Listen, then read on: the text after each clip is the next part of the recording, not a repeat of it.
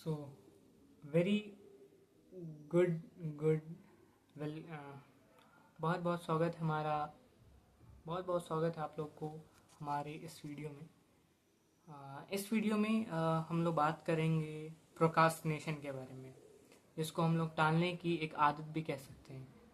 और मैंने ये चीज़ को इसलिए पिकअप किया है क्योंकि मुझे लगता है कि इस टाइम पे जो मेजर लोगों को प्रॉब्लम होती हैं वो इस कोर कॉन्सेप्ट को लेकर के होती हैं, जो कि लोग दूसरे चीज़ों को समझते हैं। फॉर एग्ज़ाम्पल, उनका हेल्थ अच्छा नहीं है तो वो सोचते हैं कि मेरी हैबिट्स अच्छी नहीं हैं। वो फिर अगर दूसरा लोग सोच रहा है कि भाई मेरा ना बहुत ज़्यादा ये हो रहा है, पढ़ाई में मेरा फोकस नहीं बन रहा है, तो वो सोचता अच्छा मेरी मेंटल एबिलिटी उतनी अच्छी नहीं है। या फिर वो लोग जो अपने जॉब में अपने करियर में अच्छा नहीं कर पा रहे हैं, वो लोग अपने किस्मत पे ऐसा बोलते हैं कि मेरा किस्मत अच्छा नहीं है। तो मेरा सिंपल सा आप लोग को ये कहना है कि आप लोग का जो one of the most core problem होगा वो है कि आप लोग प्रोकास्टिनेशन कर रहे हैं।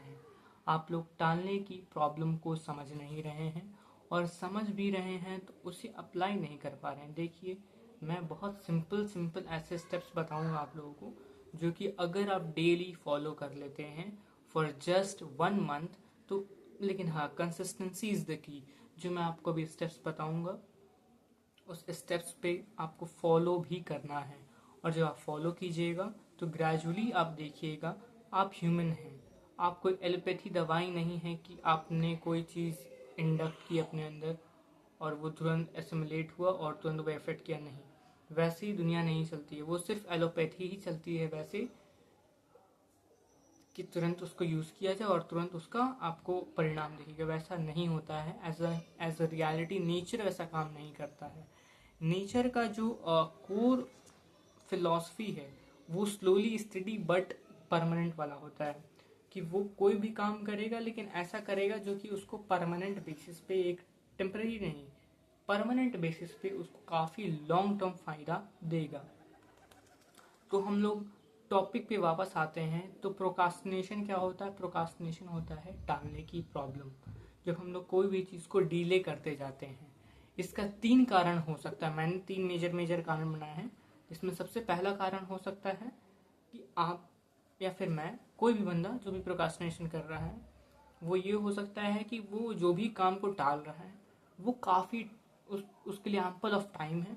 मतलब एम्पल ऑफ टाइम है उसको करने के लिए। एम्पल मतलब काफ़ी ज़्यादा टाइम है उसको करने के लिए। फॉर एग्जाम्पल, आज 1 तारीख है किसी महीने का, मान के चलो फरवरी का 1 तारीख है, और मुझे 5 तारीख को एक प्रोजेक्ट देना है जो कि मुझे लगता है कि 2 घंटे का काम है। अगर मैं लगातार 2 घंटे बैठ जाऊँ तो मेरा वो काम तुरंत पूरा हो जाएगा।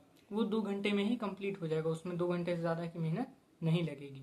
तो मैं क्या सोचूंगा, अच्छा ठीक है भाई, 1 तारीख को मेरे को मैसेज आ गया स्कूल कॉलेज ऑफिस से कि मुझे 5 तारीख को भाई मेरे को प्रोजेक्ट सबमिट करना है, प्रोजेक्ट जमा करना है, प्रोजेक्ट मुझे फिलअप करना है। तो मैं क्या करूँगा? पहला पॉइंट हो सकता है कि एम्पल ऑफ टाइम हो। तो मैं क्या करूँगा कि भाई 1 को टाला, अच्छा कल करूँगा, 2 को टाला, फिर कल करूँगा, ऐसे करते करते 5 तारीख आ जाएगा। और जब ये 5 तारीख आएगा तो ये प्रॉब्लम आप पे खड़ा कर देगा, अरे भाई 5 तारीख आ गया अभी तक कंप्लीट नहीं हुआ। तो फिर क्या करना होगा कि 4 तारीख के रात भर बैठ करके आप लोगों को वो प्रोजेक्ट करना पड़ेगा, अपने स्लीप साइकिल को भी डिस्टर्ब करना पड़ेगा। इससे अच्छा आप क्या करते, एक को ही जिस दिन मैसेज आया, अगर उस दिन आपको बहुत ज़्यादा काम है, अगर आपको ऐसा लगता है कि मेरे पास बहुत ज़्यादा काम है, तो आप क्या कर सकते हैं, एक को हटा करके एक को रात में लिखिए कि दूसरा दिन का जो रूटीन होगा उसमें जो सबसे पहला मैं काम करूंगा वो प्रोजेक्ट को कंप्लीट करूंगा।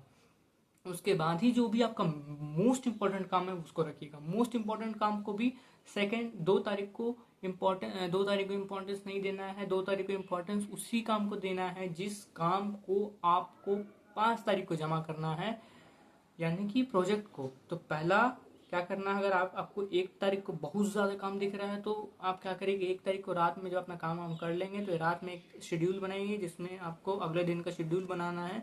और उस शेड्यूल में आप लोगों को 2 तारीख के जो स्टार्टिंग वर्क्स एंड टास्क है उसमें सबसे पहले आपको उस प्रोजेक्ट को रखना है जिस प्रोजेक्ट को आपको जमा करना है। उसके बाद ही आपको जो भी काम करना है वो कितना भी इम्पोर्टेंट हो उसको बाद ही शिफ्ट करना होगा। ठीक, इससे क्या होगा कि आपका जो इम्पोर्टेंट काम होगा वो एक बहुत बड़ा बोझ हट जाएगा। फिर जब आप जो भी काम कीजिएगा बहुत हल्के मन से कीजिएगा। और काम करते करते एक बहुत लोग का प्रॉब्लम है कि लोग ब्रेक नहीं ले पाते हैं, तो ब्रेक लीजिए। काम करते करते 10-15 मिनट का ब्रेक लीजिए, जो कि आपके प्रोडक्टिविटी, टाइम मैनेजमेंट स्किल और जो भी आपको हरासमेंट हो जाता है पढ़ते पढ़ते वो नहीं होगा। ये बहुत ज़्यादा ही हमारा कॉमन क्या कह सकते हैं बिलीव है कि हरासमेंट नहीं होगा, और सही बात भी है। रेगुलरली ब्रेक लेते रहे इंटरवल में तो नहीं होने वाला है। ठीक, देखिए सेकंड पॉइंट हमारा आता है कि हमारे पास बहुत कम टाइम है। पहला टाइम हो गया हम पैरा हो गया काम कारण कि हमारे पास एम्पल ऑफ टाइम है, मतलब दिनों दिन टाइम है। एक हो गया कि बहुत कम टाइम। मान के चलो आज 1 तारीख है, मैं 1 तारीख का एग्जाम्पल इसलिए ले रहा हूँ क्योंकि ये बहुत ही ईजिली अंडरस्टैंडेबल है and people can easily resonate with it. मान के चलिए कि 1 तारीख को आपको एक मैसेज आया कि मुझे 2 तारीख को कोई प्रोजेक्ट जमा करना है, और ये मैसेज आ रहा है आपको 6:30 बजे शाम में, और आपके पास ऑलरेडी कई सारा काम है जो कि आपको 2 तारीख को खुद जमा करना है। ठीक है, तो वहां पे आप क्या कर सकते हैं कि जो 2 तारीख को जमा करने वाला प्रोजेक्ट है जो कि पहले है आया है जो पहले आया है उसको आप क्या कर सकते हैं, थोड़ा डिले कर सकते हैं। या फिर आप ये देखें कि जो मुझे 1 तारीख को प्रोजेक्ट मिला है 6:30 बजे इसका नोटिफिकेशन मुझे मिला है वो इम्पोर्टेंट ज़्यादा है, या फिर 2 तारीख जो मेरे को 2 तारीख को जमा करना है, मीन्स जो मुझे पहले मिला हुआ है 1 तारीख से पहले जो और प्रोजेक्ट्स मिले हुए हैं जो कि मुझे 2 तारीख को भी जमा करने हैं, कि वो इम्पोर्टेंट है। अगर दोनों इम्पोर्टेंट है वो सिचुएशन बहुत कम होता है। अगर वो दोनों ही इम्पोर्टेंट हैं तो उसके लिए आप क्या कर सकते हैं कि जो पहले जो आपको मिला है प्रोजेक्ट उसमें ऐसी बात थोड़ी कि आप जो पहले प्रोजेक्ट्स मिले हैं उसमें से आप कुछ भी नहीं किए हो, बिल्कुल कुछ ना। मान लो 5 सब्जेक्ट है या फिर 5 प्रोडक्ट आपको मिला हुआ मतलब 1 तारीख से पहले, तो आप क्या किए होंगे कि 2 को कंप्लीट कर लिए होंगे, बाकी 3 बचा होगा। तो क्या करिएगा कि जो जब 2 तारीख को जाइएगा तो उस 2 तारीख को आप दोनों प्रोजेक्ट लेके जाइएगा, और जो आपको 1 तारीख को 6:30 बजे प्रोजेक्ट मिला हुआ है उसको आप कंप्लीट कीजिएगा 1 तारीख को बैठ करके। उससे क्या होगा कि आपको एक अकाउंटेबिलिटी लोगों के सामने दिखेगी। लोग समझेंगे, जो भी आपको अकाउंटेबल समझ रहे हैं, जो भी आपको प्रोजेक्ट दे रहे हैं, वो समझेंगे कि बंदा बहुत ज़्यादा पंक्चुअल है अपने टाइम को लेकर के, अपने वर्क को लेकर के, और उसका जो वर्क एटमोसफेयर है बहुत अच्छा है। अब सुनो, आप लोग यहाँ पे ये भी कह सकते हो कि भाई जो मुझे पहले 5 प्रोजेक्ट मिला उसमें से तो मैंने सिर्फ 2 कंप्लीट किया, बाकी का 3 तो बचा हुआ है। उसके लिए आप क्या कह सकते हैं, अगर वैसा सिचुएशन है तो आप क्या कह सकते हैं कि आप वहाँ जाइए, स्कूल कॉलेज जहाँ पे भी आप हैं अपना वर्क प्लेस पे, वहाँ जाकर ये कन्विंस कीजिए कि मुझे 6 काम एक बार में दिया गया है, मतलब 6 नहीं, मेरे पास थोड़ा सा काम वर्क का बर्डन था, therefore I can't able to submit this one and I will submit tomorrow definitely. तो वो आपने एक डेडलाइन सेट कर दी एंड देन आफ्टर आप उसको इजीली कंप्लीट कर सकते हैं। और प्रोकास्टिनेशन का तीसरा कारण है खुद प्रोकास्टिनेशन। ये बहुत ही अलग पॉइंट है, लेकिन समझिए कि हमें काम मिला हुआ है, मुझे पता है कि मुझे सुबह उठना है, I know what I want to do but I don't do, this is the philosophy. ये आप कोट भी कर सकते हैं, मुझे पता है मैं क्या करना चाहता हूँ लेकिन मैं करता नहीं हूँ, या फिर मुझे क्या करना चाहिए लेकिन मैं करता नहीं हूँ। मुझे पता है मुझे क्या करना चाहिए लेकिन मैं करता नहीं हूँ। तो इसका मतलब क्या हुआ, इसका मतलब सिंपली कि आप प्रोकास्टिनेशन ही कर रहे हैं। ये मेरा तीसरा पॉइंट है कि आपको पता है कि आपको क्या करना है, किस टाइम पे करना है, कब करना है, लेकिन जस्ट आप अपने आप को ये दिलासा दे रहे हैं कि मैं टाइम को मैनेज नहीं कर पा रहा हूँ, टाइम बहुत कम है, मुझे लेजीनेस आ जाता है, मुझे यार उसके वजह से आप उस चीज़ को कंप्लीट नहीं कर पा रहे हैं। और मेरे हिसाब से ये बहुत गलत बात है। तो आप ये क्या कर सकते हैं कि जब जो चीज़ का काम है उसी टाइम पर उसको कंप्लीट कर लिए। इससे सिंपल कुछ नहीं है। लाइफ को सिंपल बनाना है, हार्ड नहीं। मैं आपको बता दूं, लाइफ इज सो सिंपल, लेकिन सिंपल ही चीज़ें हार्ड होती हैं। इनिशियली सिंपल चीज़ें ही हार्ड लगती हैं, हार्ड चीज़ें हार्ड होती ही नहीं है। मैं इसको कैसे समझाऊं आप लोगों को। देखिए, सिंपल एग्जांपल लेता हूं कि आप मैरिज हॉल देखे होंगे। मैरिज हॉल मतलब जितने भी शादी होती है जहाँ पे, वो हॉल होता है पूरा ना, और उसके पहले एक महल सा बना रहता है, ऐसा महल सा पूरा डिजाइन बना रहता है कार्टून का या फिर कोई चीज़ का बना रहता है खूब बड़ा सा, मतलब वो पूरा एक बड़ा सा महल जैसा बना रहता है। तो वहाँ पे वो पीछे से क्या कह सकते हैं, पतली पतली डंडियों से वो बंधा रहता है कि वो महल का वैसे गिर नहीं जाए। और हम लोग बस बस वही महल का स्ट्रक्चर देख करके डर जाते हैं, हमें पता ही नहीं रहता महल महल नहीं है, अंदर से खोखला है। अगर माचिस का डब्बा अंदर से खाली रहा तो उसको खोखला के अलावा कुछ नहीं कहा जा सकता, कुछ नहीं। माचिस अंदर नहीं है तो उसका कोई काम नहीं है, रद्दी के बराबर है। अब ज़्यादा इस पर लॉजिक मत लगाना, उसके बगल में भी स्टिक्स आती हैं, कई लोग बोले भाई उसका काम आता है, ठीक है काम आता है, काम तो आएगा ही ना, काम तो हर चीज़ का आता है, लेकिन काम जो करने वाला होता है समझ जाता है। तो प्रोकास्टिनेशन को आप लोग इस तरीके से मैनेज कर सकते हैं। और जब आप धीरे धीरे इस चीज़ को अप्लाई करिएगा, काम को टालिएगा नहीं, जब आपको जो काम मिला उस टाइम पे करिए, या फिर ब्लॉक वाइज बांट दीजिए। मुझे इस चीज़ को मान के चलिए कि अब स्टूडेंट्स का लिए तो स्टूडेंट्स को लेकर के एक बहुत प्रॉब्लम आता है कि दे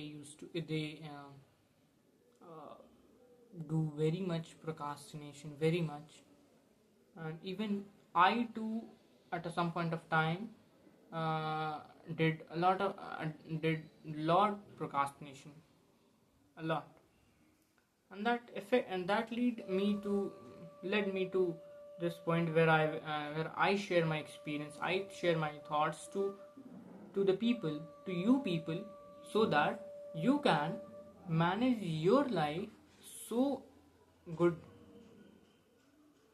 in a very good manner. So for this I have to say that for students you can do in such a way that whatever chapter, for example you are reading chapter 2, and if teacher is teaching chapter 2 in your class today, then you have to prepare for next 3 topics today only, today itself, to prepare for tomorrow. When if you have some doubts you can ask in the class. If you have if you have a lucid concept, then you can also be very much confident in the class, then you can just stand up whenever people teacher want you to stand and say about the topic and the concept about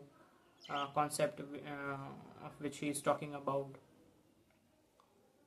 So that confidence, that understanding will only come when you have prepared earlier, before the starting of class.